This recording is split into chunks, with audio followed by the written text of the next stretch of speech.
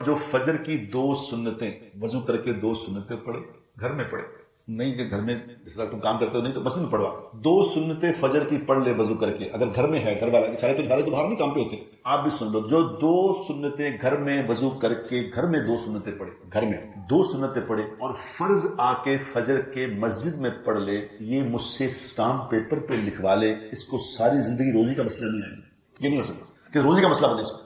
چاہے ڈالر 10,000 روپے کا ہو جائے، اس کو اللہ روٹی کھلائے گا، اس کو کچھ نہیں ہوتا۔ حضور اکرم صلی اللہ علیہ وسلم فرما رہے ہیں، جس کا مفہوم یہ ہے کہ جو 10 دفعہ یہ دعا پڑھ لے گا، 10 دفعہ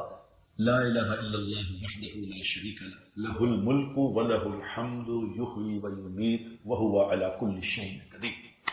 جو 10 دفعہ یہ دعا پڑھ لے گا، اللہ تبارک و تعالیٰ اپنے فرشتے اس پہ مقرر فرما دیں گے کہ اس کی حفاظت کریں شیطان سے،